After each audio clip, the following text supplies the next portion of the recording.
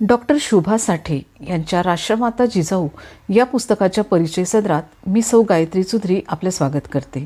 राष्ट्रमाता जिजाऊ या पुस्तकातील भाग 3 कडे आपण वळतोय. जिजाऊ साहेब रयतेचे निवाडे करण्याकरिता अनेकदा सदरेवर जात. न्याय अन्याय, सत्य असत्य, धर्म अधर्म या शब्दांशी शिवबाचा परिचय घडत होता. 1629 रोजी शहाजीराजांना पुणे, सुपे, चाकण, शिरवळ या भागाची मोकाजदारी प्राप्त झालेली होती. त्या काळात मोकाजदारी प्राप्त होणे याला बराच महत्त्वपूर्ण अर्थ असे. मोकासा मिळणे याचा अर्थ सरकारातून अधिक सत्ता हाती येणे. विशिष्ट मुलखाचा बंदोबस्त मोकासदारांकडे असल्याने तो फौज ठेवू शके.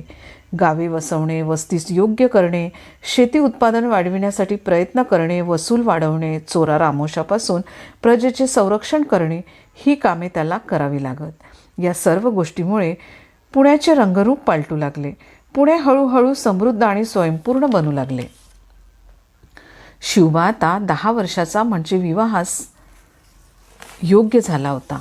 शिवबाच्या मनात पेरलेलं स्वराज्याचं स्वप्न पूर्ण व्हावं यासाठी शिवबाच्या बाजूला खंबीरपणे धीटपणे उभी राहणारी सहचारिणी शोधण्यास सुरुवात केली. फलटणच्या नाईक निंबाळकरांची लेक जिजाऊच्या नजरेत भरली. सईबाई. 16 मे 1640 लाल महालाला तोरण लागले. शिवबाला हळद लागली. सनई चौघडे जण आणले. लाल महाल गजबजून गेला आणि शहाजीराजांच्या अनुपस्थितीत सईबाईंनी शिवबांच्या गळ्यात माळ घातली. लग्नात शिवबा आणि सईबाई लक्ष्मी नारायणासारखे शोभत होते. सईबाई म्हणजे मूर्तिमंत राजलक्ष्मी, दुसरी उपमाच नाही. अवघ्या स्वराज्याचा तारणहार, निश्चयाचा महामेरू, बहुजनांचा आधारू, यशवंत, कीर्तिवंत, सामर्थ्यवंत, वरदवंत, पुण्यवंत, नीतिवंत, सह्याद्रीचं सिंह, जाणता राजा पती म्हणून लाभल्याने सईबाई आनंदित होत्या. निंबाळकरांची लेक उंबऱ्याचं माप ओलांडून भोसल्यांच्या कुळात आली. सगळीकडे आनंदी आनंद झाला. जिजाऊ शिवबाला पुण्याला येऊन 4 वर्ष झाली होती. एक दिवस शहाजीराजांनी सांडणी स्वारास पाठवून राणीसाहेब आणि शिवरायांना कर्नाटक प्रांती बंगळूर शहरास जातीने बोलविले. त्या ठिकाणी मोठ्या थाटामाटात शिवरायांचा द्वितीय विवाह पार पडला. शिवबा तिथला आजूबाजूचा प्रदेश न्याहाळत होता. तिथे त्याला छिन्नविछिन्न झालेली मंदिरे, जळालेली घरे आणि घाबरलेल्या स्त्रिया दिसल्या. सगळीकडे दहशतीचे वातावरण आणि उद्ध्वस्त मुलूक हे सर्व आपल्या राज्याच्या परिस्थितीचे प्रतीक आहे असे जिजाऊंनी शिवरायांना सांगितले. छिन्न मनस्क रयत ध्येयहीन झाली आहे, तेव्हा ही दुरावस्था थांबवून राष्ट्रात चैतन्य निर्माण करण्यासाठीच तुझा जन्म झाला आहे असे जिजाऊंनी म्हणताच शिवरायांनी ही सर्व परिस्थिती बदलून टाकीन असा शब्द आपल्या मातेला दिला. शहाजीराजांनीही शिवबाला ओळखले होते. जळत्या निखाऱ्याला कपड्यात लपेटता येणार नाही हे त्यांनी जाणले. शिवरायांच्या सोबत त्यांनी पेशवा, डबीर, मुजुमदार, सबनीस ही अनुभवी आणि निष्ठावंत मंडळी सोबत दिली. शिवरायांची विख्यात मुद्रा यापूर्वीच तयार झालेली होती. या अष्टकोनी मुद्रेवर अक्षरी होती: प्रतिपश्चंद्र लेखेव वर्धिष्णुर विश्ववंदिता शाह सुनो शिवसैष्या मुद्रा भद्राय राजते. एका शिवरात्रीच्या दिवशी रायरेश्वराच्या मंदिरात शिवबा आणि त्याच्या मावळ्यांनी शंकराच्या पिंडीवरचे बिलबदल उचलून मी आपल्या मातृभूमीला परदास्याच्या बेड्यातून मुक्त करण्यासाठीच आणि आमचा पवित्र हिंदू धर्म सुप्रतिष्ठित करण्यासाठी कटिबद्ध झालो आहे. त्यासाठी मी आपले तन, मन, धन समर्पित करीत आहे. माझ्या अखेरच्या श्वासापर्यंत मी या व्रताचे पालन करणार. देवा महादेवा, मला सुबुद्धी दे आणि माझ्या हातून कधीही चूक होऊ देऊ नकोस, अशी स्वराज्याची प्रतिज्ञा घेतली. हर हर महादेवची गर्जना आसमंतात घुमली आणि वयाच्या 14व्या वर्षी स्वराज्य स्थापनेच्या प्रवासास सुरुवात केली. एक होते शिवाजी, भीती नव्हती त्यांना जगाची, चिंता नव्हती परिणामांची, कारण त्यांना साथ होती मावळ्यांची आणि शिकवण होती जिजाऊंची. इतिहासाचार्य विका राजवाडे म्हणतात की स्वराज्य स्थापनेचे श्रेय शिवाजी महाराजांना देण्यात आले, तरी त्यामागील मूळ कल्पना आणि योजना शहाजीराजांची होती. तर मराठ्यांच्या इतिहासाचे लेखक रियासतकार गोस सरदेसाई म्हणतात, त्या काळात राष्ट्रीय सत्व जोपासणारी एकही व्यक्ती दक्षिण भारतात शहाजीराजांशिवाय दुसरी आढळत नाही. म्हणूनच शिवाजीराजांना स्वराज्य संस्थापक म्हणायचे असेल तर शहाजीराजांना राज्यसंकल्पक म्हणावयास हवे. स्वराज्य स्थापनेचे स्वप्न प्रत्यक्षात उतरविल्यानंतर रयतेच्या सुखाकडे, सुरक्षिततेकडे लक्ष देणे महत्त्वाचे होते.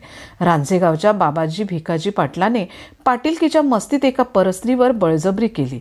त्यावेळेस शिवरायांनी गुन्ह्याची रीतसर चौकशी करून गुन्हा सिद्ध झाल्यावर भिकाजी पाटलांचे कोपरापासून दोन्ही हात आणि गुडघ्यापासून दोन्ही पाय तोडून टाका, शिवाय त्यांची पिढीजात पाटीलकी जप्त करण्यात आली.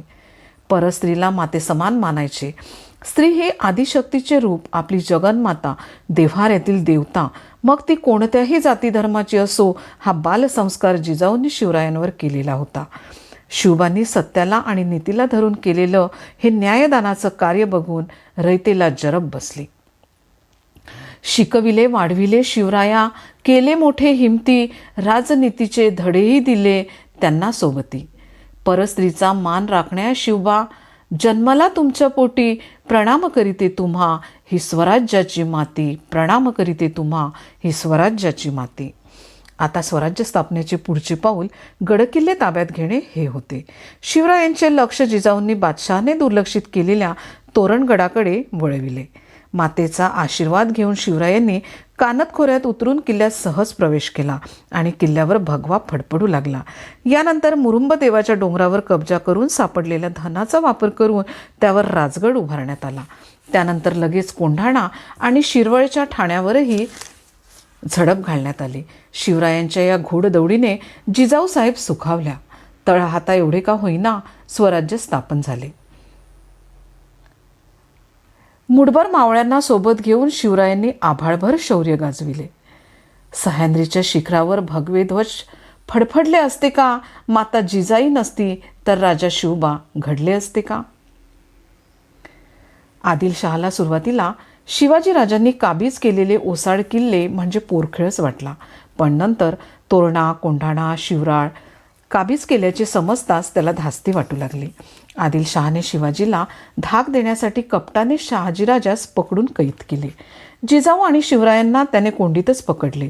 या प्रश्नावर राज्यसभेत दीर्घ चर्चा आणि विचारविनिमय सुरू झाला. शेवटी मोरोपंत पिंगळे यांनी सुचवलेला उपाय जिजाऊंना आणि शिवरायांना अधिक योग्य वाटला.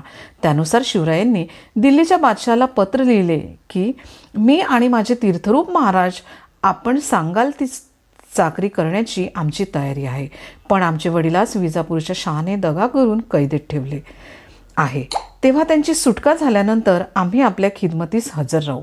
पत्र वाचताच त्याने आदिलशहाला कडक भाषेत पत्र लिहिले की शहाजी आमचा माणूस आहे, त्याला ताबडतोब मुक्त करा, अन्यथा वाईट परिणाम होतील. जिजाऊ साहेबांचे व्रत सफल झाले. 16 मे 1649 वटपौर्णिमेच्या दिवशी शहाजीराजांना बंधमुक्त करण्यात आले. विजापूरच्या दरबारात त्यांचा मोठा मानसन्मान करण्यात आला. मात्र या 10 महिन्यात जिजाऊ साहेबांच्या मनाची जी ओढाताण झाली, जे अपरंपार कष्ट त्यांनी सहन केले, त्याची कोणालाच कल्पना करता येणार नाही. पेच प्रसंग आला तरी तुम्ही डगमगल्या नाही, संकटाचा सामना केला नसती चिंता केली नाही. व्हिडिओ आवडल्यास डेफिनेटली सबस्क्राईब करा आणि भाग 4 बघायला अजिबात विसरू नका. भाग 1 व 2ची लिंक डिस्क्रिप्शन बॉक्समध्ये शेअर केलेली आहे, तुम्ही ती बघू शकता. धन्यवाद.